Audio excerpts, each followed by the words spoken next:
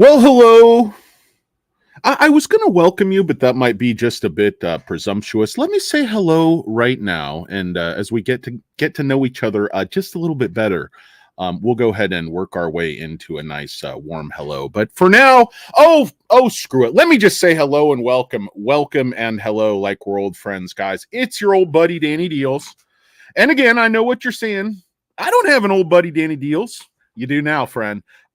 It's un poco Moss, the show where we try to give you just a little bit more. Of course, if you're a SoFi investor, the stock has been giving you just a little bit less. Want to welcome a couple of my buddies, Brando, one of my best commenters who absolutely hates the channel yet comments. We got the guy who says I look like Alf due to my newest haircut.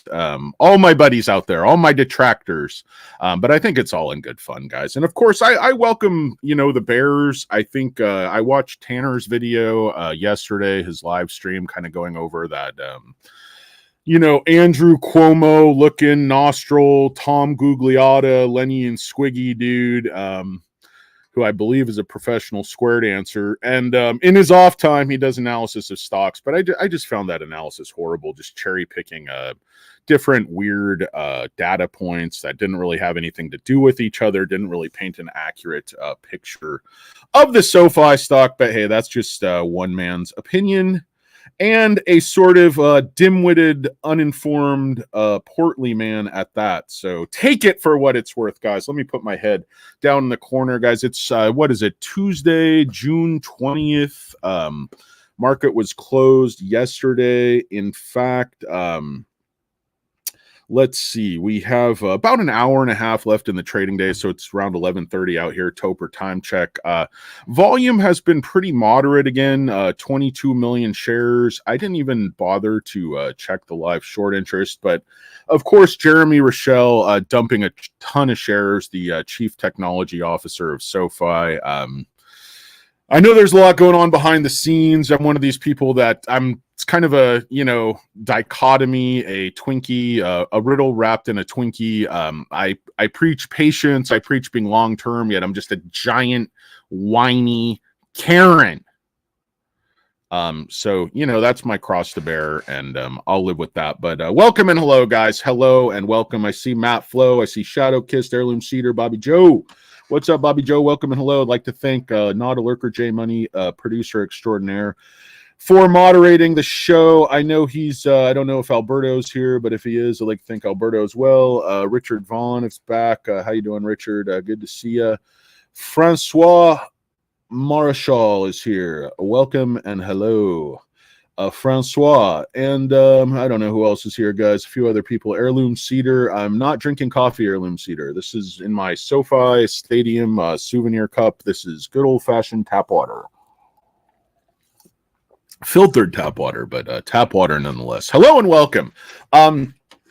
So, guys, just a couple points I want to make, and this is going to be like more of a flyover multi-year thing, because trying to do this daily, when is the stock going to bounce? Did support break down? Of course it broke down. All this stuff is just depressing over the short term. So just going to try to take a longer view, try to pump myself up, try to, pump the stock, whatever. It's like, I'm more than happy to come on with anybody, with a bearish view of the stock. I just wanted to make some sense, because I think, my theory is this, guys. Like 2 years ago, everybody said SoFi is not going to make a profit. They're going to have all these problems. Not everybody, but the bears. And they're saying, they're going to have to raise money. They could go bankrupt. The student loans, are going to kill them, etc. And then 2 years later, management has just been executing. The company continues to grow. I think the deposit base has grown faster than anybody's wildest dreams, even management. And then now the FUD is always changing, right? It's, higher for longer is going to kill SoFi with these defaults. And then you surf on over here and you just sort of read these articles that nobody's talking about. This one is in Reuters, and it's talking about how, a lot of banks, and they're talking about Truist and others, are basically, entering these swaps, these, transactions to hedge the risk of their loans. And they go, this particular one is done with it's a form of re-securitization were done by Bayview Asset Management, and they were done late last year, one of their clients was SoFi. So basically what happens is Bayview makes this bet, they put the money in the bond market, they make the difference on the spread, and as long as defaults don't get too high, they're going to make a profit off of what SoFi is paying them. But Noto is always hedging. He's not going, oh, if defaults just get really high, we're just going to go bankrupt, la-di-da, we're just going to whistle past the graveyard. That's not how this guy is. This guy is a numbers guy. They are planning for the worst. So they've hedged some of their risk. Nobody's talking about that. Yes, it might hit, EPS a little tiny bit in these worst quarters, but it's going to prevent them from taking huge losses on their loan book. So again, people just aren't talking about that. Going to the macro, this is just this is just my very stupid charts. These obviously aren't supposed to be to scale. But the FUD now is, the loan book is going to crash. SoFi is going to have to raise money. It's going to push EPS back negative. The stock's going to go back to 3. That's when institutions are going to accumulate. Now, they want you to believe that narrative, so you'll sell them your shares right here. If the stock is going to crash and go back to 3, wouldn't they want you buying here? So they can skin you again when the stock gets cut in half. I don't think they believe that for a minute, because these things do not happen in a vacuum. Okay, interest rates go up. They stay up. Obviously, this is just my, crayon drawings, but they start to push defaults up, right? And this starts to push way, way up, say here, like early 2025, if we get into a recession, mid 2025, that hard landing, everything just hits the fan. These upper middle class people with great jobs, great careers, the sky's falling, people are jumping out windows. It's, Wall Street and the Great Depression, ticker, Dateline, people are jumping out windows. And, so these losses go up again. They're partially hedged, as we just saw, and you can go over the details of that. There's numerous articles on that Bayview stuff and how SoFi entered those transactions, guys. Sorry, I forgot to breathe. But here's the point, guys. They're saying the Fed is going to overshoot the mark and basically crash the economy. And a lot of people are starting to say that now. Hey, the Fed has gone more than far enough. We're starting to see a lot of signs. It's basically a very slow process for those rate cuts to hit the econ, or those rate increases, these sustained interest rates to hit the economy. So that stuff is going to still be going through the economy for another year, and the rate cuts are going to be doing a lot more damage than the Fed intended. But the point being, if that happens and the Fed overshoots the mark, they're going to have to aggressively cut interest rates. Okay, if these losses start to go crazy, and then what happens is demand absolutely goes nuts for SoFi's products. So this is basically what I'm saying. Hey, in a shit hits the fan scenario, rates are going to go down very, very rapidly. So defaults don't happen in a vacuum. And then you have massive, massive demand for all of SoFi's products. So SoFi's already mitigated the risk of defaults with these swap arrangements with Bayview, and I know Noto's doing other swap arrangements. This guy is an operator. He's playing 3-dimensional chess while you're playing pocket pool, and I have a lot of confidence in his ability to look at the future. Again, people were saying 5 to 6 rate cuts this year. Noto was saying no, that's not what we're seeing. We're looking at the numbers, and then people 2 years ago who said we wouldn't be here, they're like, well, now they're saying it again. Well, these numbers for 2026, these are just outrageous. Like, how does he know this? How's any of this going to work? And it's a narrative, guys, because institutions did not want, they saw Cathie Wood buying at 780, and they're like, she's an it. Everybody says, oh, she's so dumb. She said, they're like, we want to buy again at 5. We want to maybe buy again at 6. I think institutions know they're not going to buy this stock at 3. This stock is not going to go bankrupt. Their personal loan book is high quality. There's demand for the loans. This loan market is not going to go away. It's not going to, completely implode. I think the Fed is going to end up threading that needle a little bit better than people think. And we're probably going to see 2 rate cuts this year. We're going to see demand spike for SoFi. But this is kind of what I want to talk about with narrative, with market psychology. Again, this is just a complete drawing out of my, psychotic head. I didn't look at any numbers. It's just meant to be like a rough Rorschach representation. So you have this SPAC mania, right? And volume was relatively low here, but this is COVID. They're just pumping money, of course, leading to insane inflation. But I'm calling this the true uncertainty level with SoFi. When student loans got canceled and people didn't really understand the plan Noto had to remake the company into this, top 10 financial institution, the market through this time, 2021, was rightly very, or I guess more 2022, whatever this was, COVID. I don't know what the hell I'm talking about. So this uncertainty level continues to go up and it kind of peaks here. And then this is the share price of the stock. Okay, this plummets, I think, to the low of, it hits like it hits basically this level, like 660, I think, April 1st, 2022. And then it proceeds down $4, whatever, spikes to 1160, back down to 6, whatever it is. It's just random. But my point is, in reality, what institutions know, as they have absolutely killed the stock and just consolidated it, for a year down at 455 and then another year at, 750, now down to 650 or 640 or 625 or wherever the stock's sitting right now. The uncertainty, the risk has gone way, way, way, way down because SoFi's funding loans. This is how they're making money with their deposits. They're getting, 2 points less than their warehouse facility at least. So that mitigates a ton of the risk of defaults because the spread is so huge. Their net interest margin is huge compared to these other mega banks. They're just ignoring the facts, these cherry picking douchebags, these shoe shine boys, these truck stop all-stars, these car wash restroom attendants that are analyzing SoFi. And let me add, if you have huge nostrils, you cannot use Tevis's camera angle. Only Tevis can use that angle. He looks like a young Elvis. Okay, if you're some like Andrew Cuomo looking, Bullum-headed, Tom Gugliotta, sack a dump, don't be trying Tevis's camera angle. It's not going to work for you.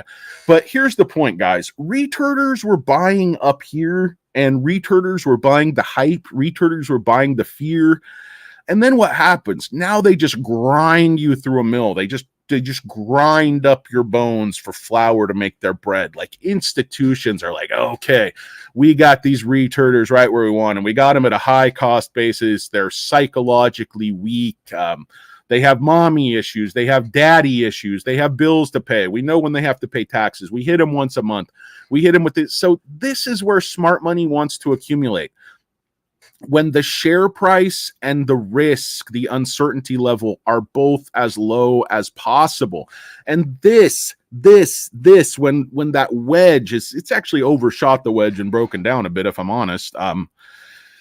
This is the last place you want to dump if you're me. I'm not telling you what to do. Be like, oh, you're just trying to pump the share price. Guys, I'm grounded in reality more than you might think. I have like a couple hundred viewers on this channel, right?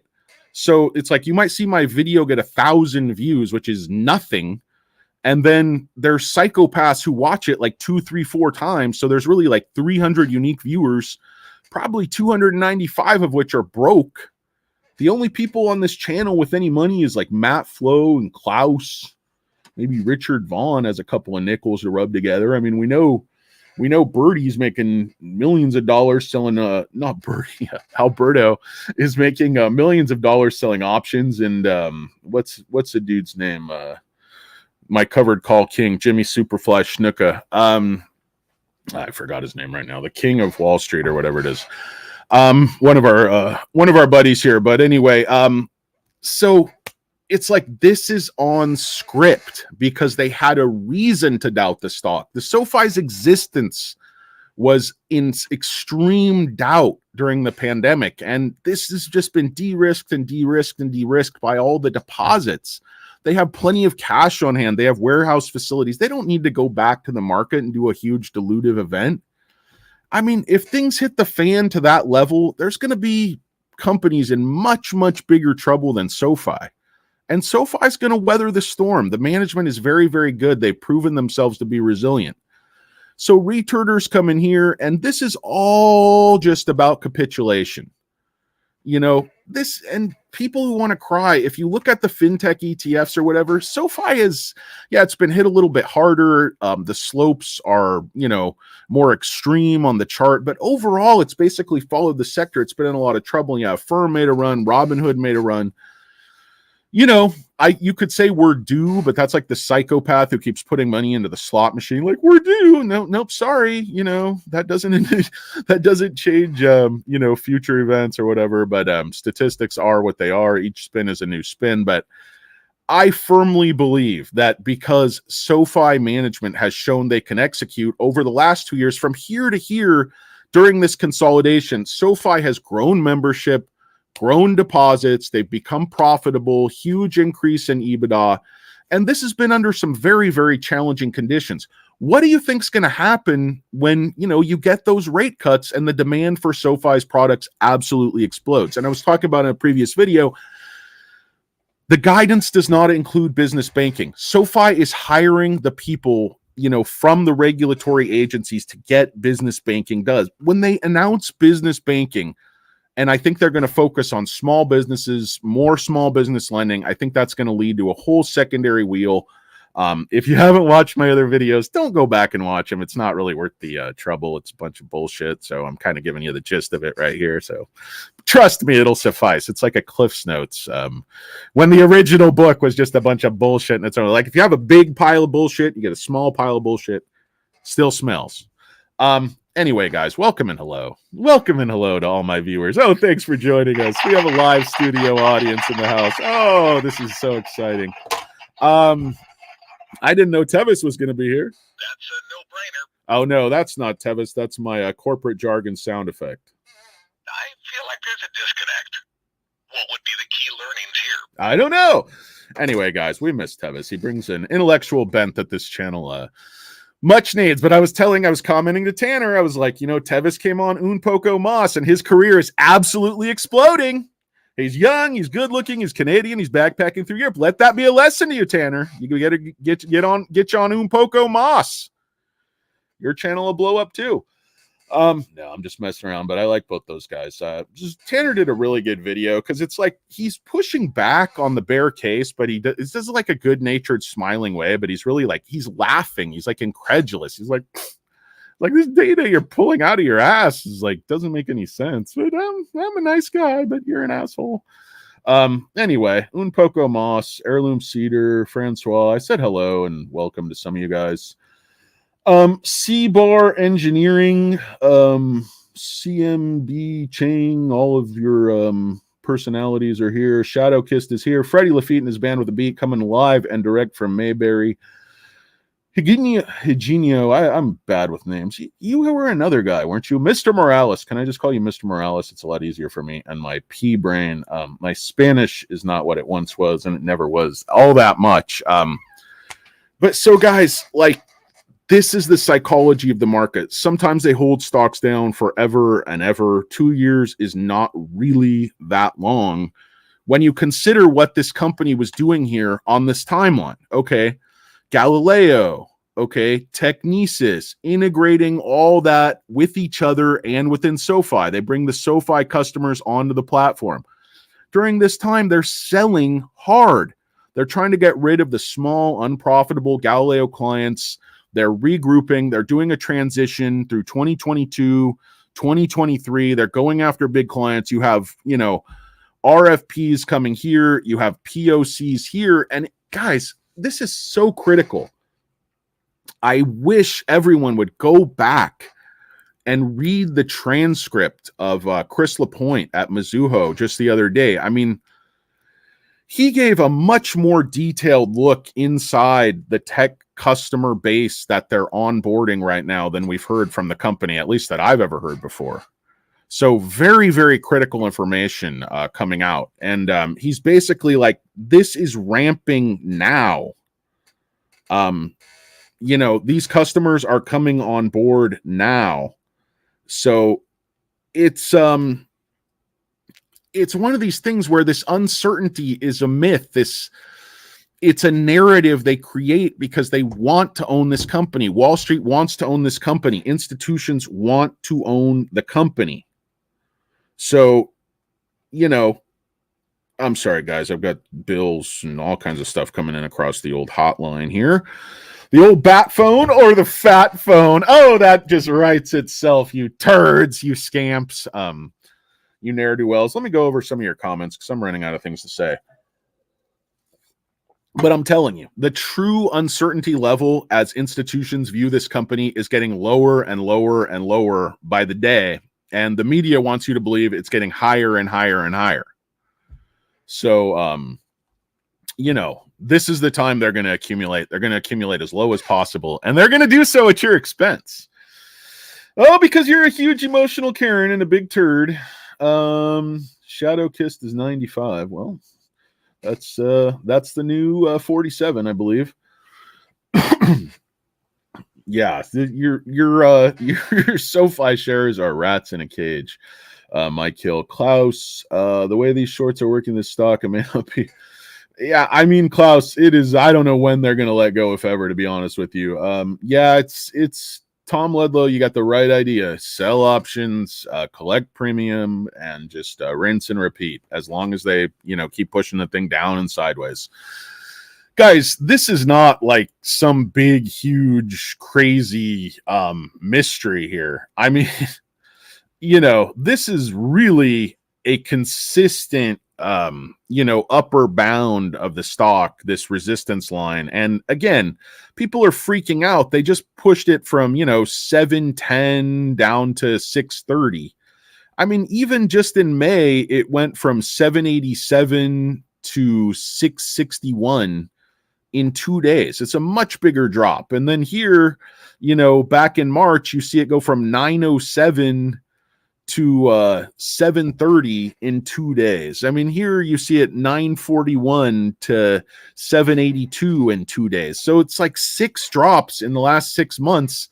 And believe it or not, so far, this is the smallest one. So these mechanics, these shorts, they're relentless, but I don't believe they're just options mechanics and shorts making money. I believe we're now in an accumulation phase. I got to breathe.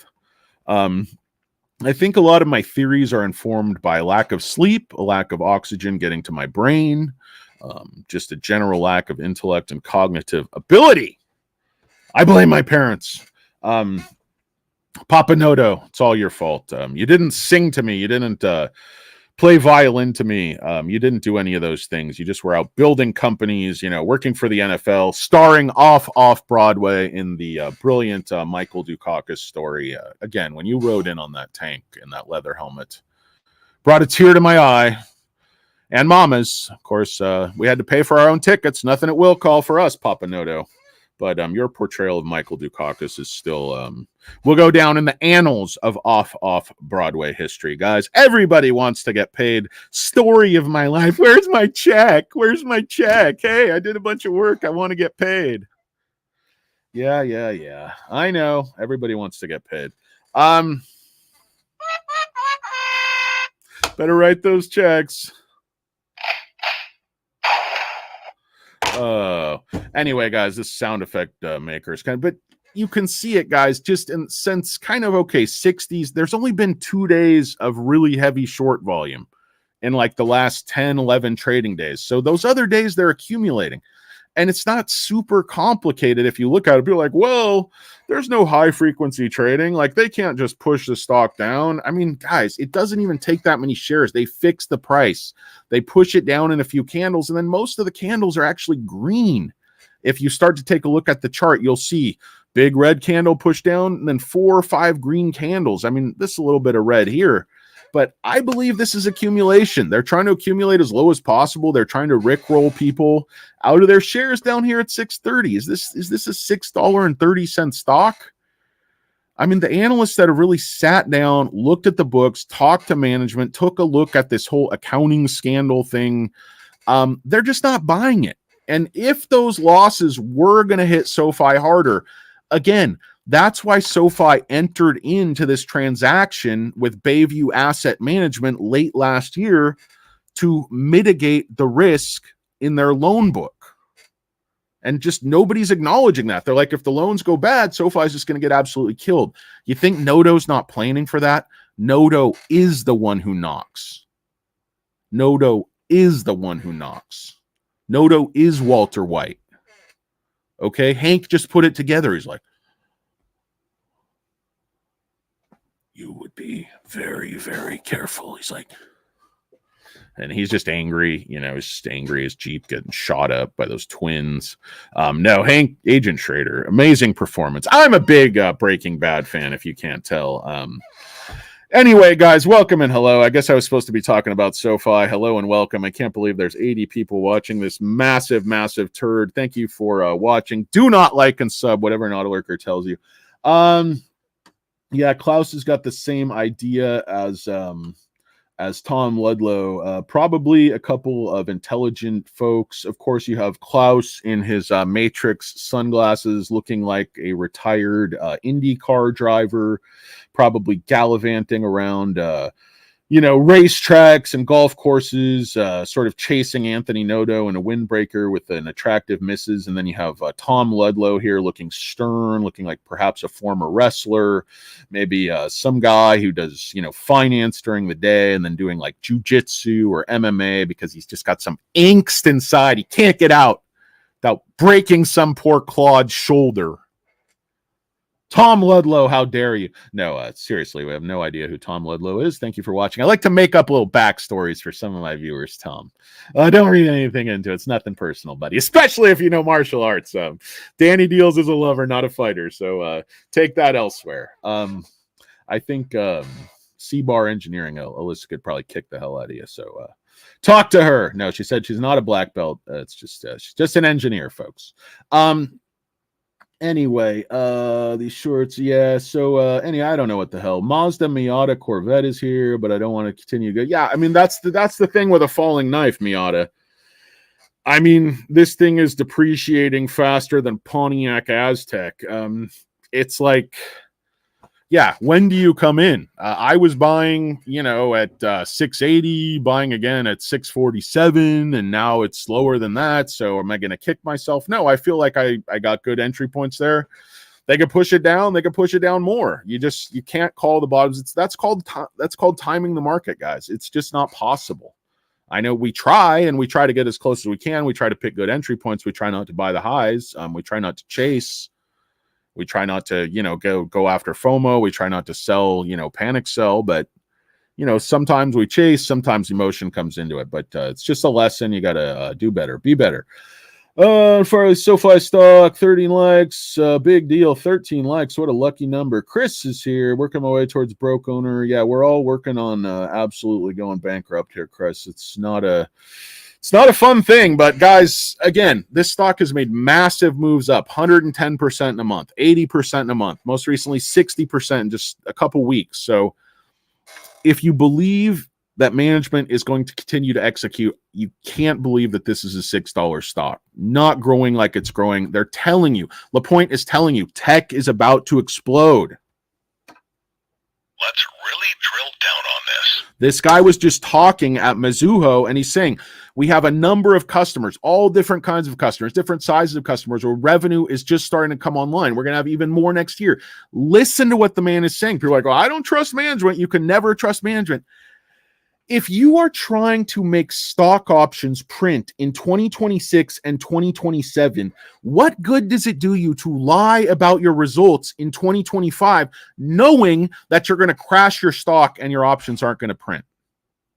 How does that make any sense? And let me add another piece of evidence, Your Honor. Let me just submit this to the ladies and gentlemen of the jury. SoFi management is ultra conservative and always sandbagging and always delivering. Why are they lying now? Why are they lying about tech? Why can't they be a player in tech? Why can't they sell that software? Guys, this is just a great example of a company that lays a foundation and then they're going to exploit the foundation. The last few years have been hard, and even though they've been hard, SoFi has still delivered guns and butter. Guys, sorry the chair is creaking so much. Feels like my back and my shoulder. Oh my gosh. You know what it's like for an old fat man to try to crank up 120-mile-an-hour tennis serve? I got about 2 of those in me before I limp off looking for a bag of ice. Hello and welcome. Let's see. What do we got here, guys? Cha-ching. Not for the SoFi investor. We have Richard Vaughn here. How many windbreaker hand-me-downs do you get growing up? I got none. My papa named me Deals and to toughen me up, and then he left me. That's all. He named my brother Sue, so I was okay to be Deals. Got a great father. I mean, guys, again, Noto's not your friend. He's a cold-blooded killer. He's an assassin, and we're very, very fortunate to have him as our CEO. Wish we could give him some of ChamWow's shares, to be honest with you. I wish I had ChamWow's shares. I think I deserve him more than he does. Like, well, I'm just trying to help everybody, just putting these SPACs together, just collecting hundreds of millions of dollars for doing absolutely nothing and just foisting a bunch of garbage on the market, pumping it, and then watching it lose 90% of its value in the subsequent couple of years. But I'm a philanthropist. I'm very thin. I might do yoga. Yeah, fuck you. Shh. Shut your mouth. Talk about Shaft. Talk about ChamWow. No, he's a good guy. Yeah. Anyway, welcome and hello, guys. I don't really know what I'm talking about. Maria Powell is here. M. Russo is here. A couple of my favorite M's. M squared, the big M's. M. Russo 215, Maria Powell. Welcome and hello, guys. Ross is here. Ross 50. Ross is selling covered call contracts. The 3 C's, 3 cubed. I'm going to call him Ross 3 cubed or C cubed or something. His rapper name is RC cubed because he's selling so many covered call contracts. He's only challenged by the Wolf of Wall Street or the King of Wall Street or the King of Reno or whatever his name is. I call him Jimmy Superfly Snuka because he's coming off the top rope with those covered calls. Heirloom Cedar. It's game over the for-profit. Yeah, they're hopefully, guys, early next year, maybe Q2, looking at S&P 500 inclusion. It's not like just automatic. It might be 5 quarters. Doesn't necessarily mean you just get in immediately. But I think SoFi is the type of company they're definitely going to be in the S&P 500. McNibbler's here. No exit liquidity here. I haven't seen McNibbler in forever. What's up, man? How you doing? Hope everything's going well. Klaus Baum agreed November will be exciting. Do not hit the like button. JBJ, thank you. Please take that back. I appreciate that. Victor M is here. The stock has taught me to stay disciplined for sure. Management hasn't given us a reason to panic.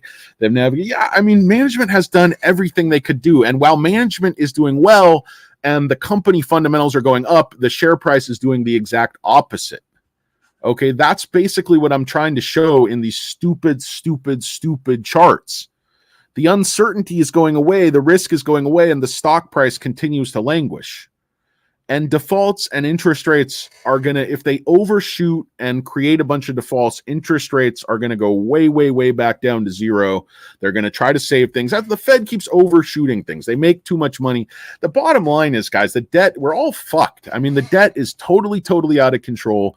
Neither political party has any political will to deal with it. And it's just a complete fiasco. Like, the Democrats want to spend like drunken sailors and the Republicans want to spend like drunken sailors also and then do huge tax cuts. I mean, both parties are just fucking out to lunch. We're at war over, transgender people in restrooms. It's like it's never been an issue in anyone's life. And all the time we're just fucking going down with the ship and our entire economy is just being sold. I don't know, guys.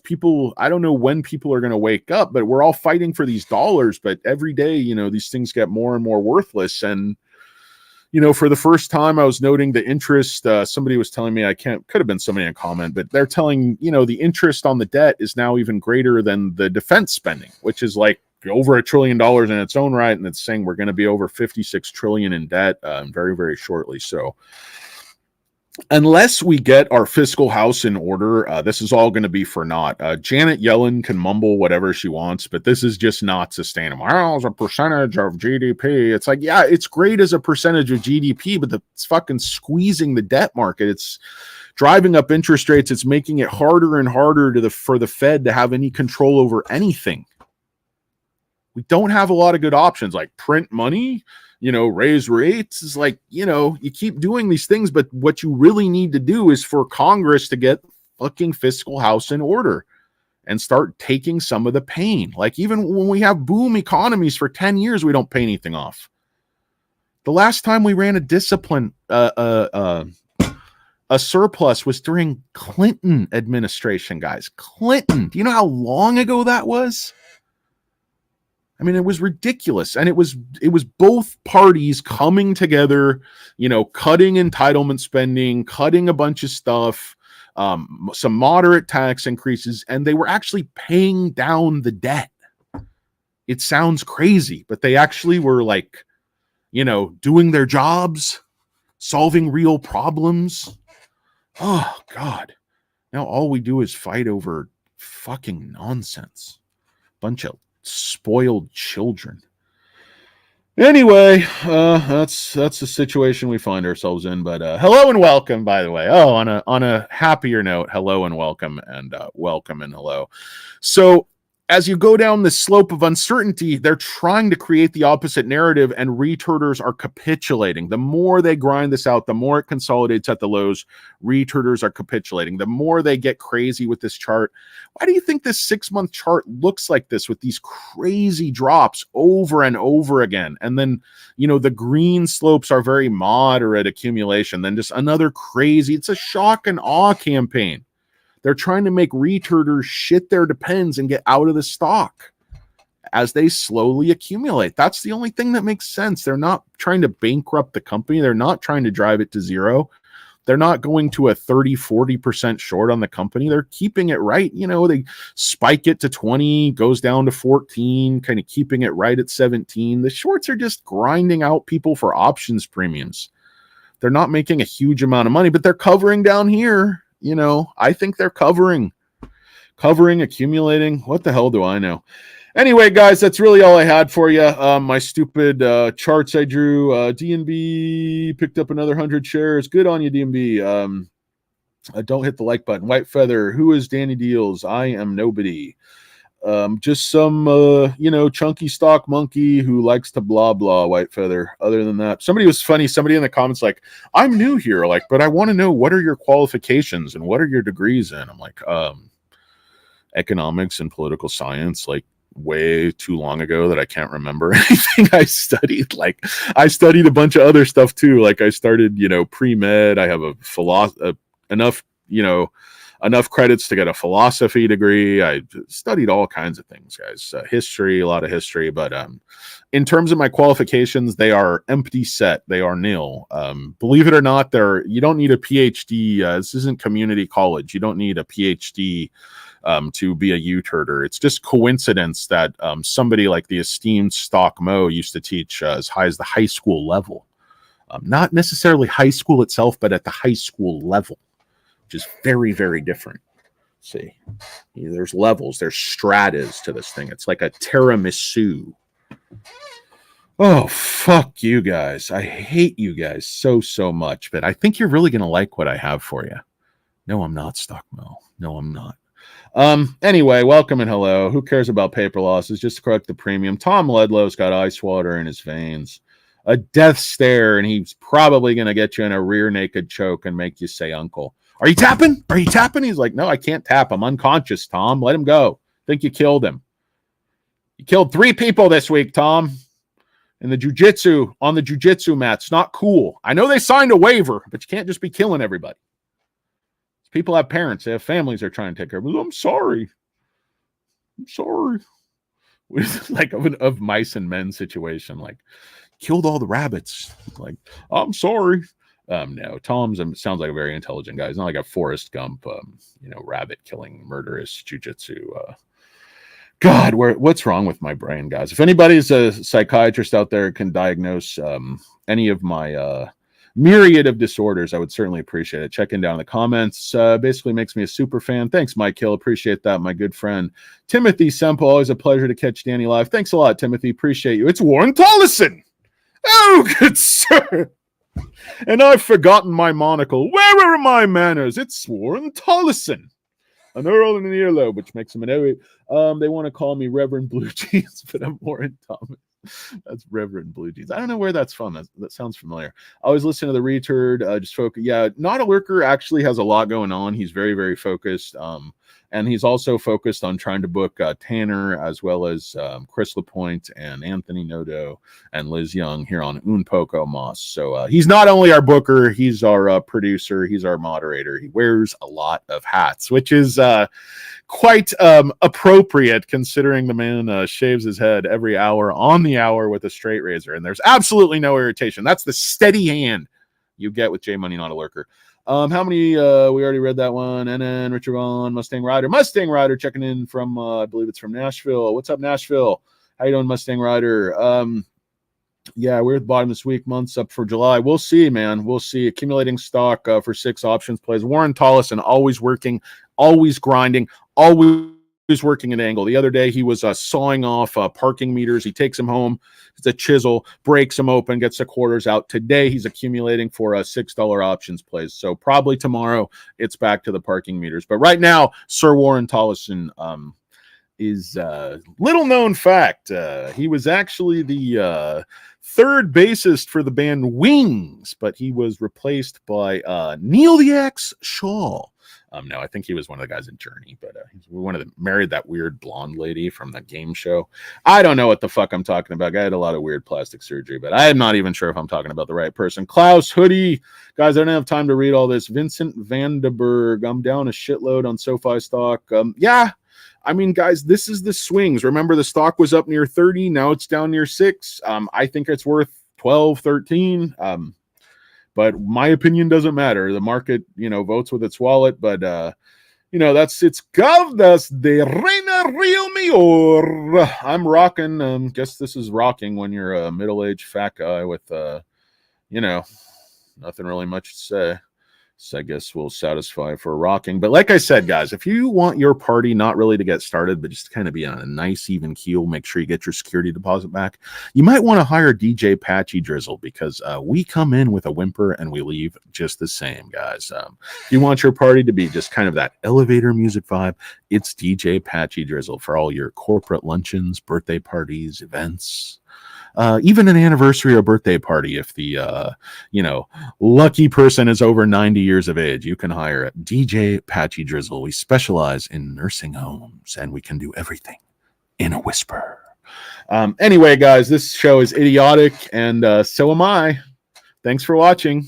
Thank you, J Money Not a Lurker, and Alberto, if you're here. If you're not here, why the fuck not? Get over here. Add more SoFi. Ersker says Ersker. Can't disagree with Ersker. He has so many consonants strung together. It's fun to say. This is a donkey fight. Guys, peace.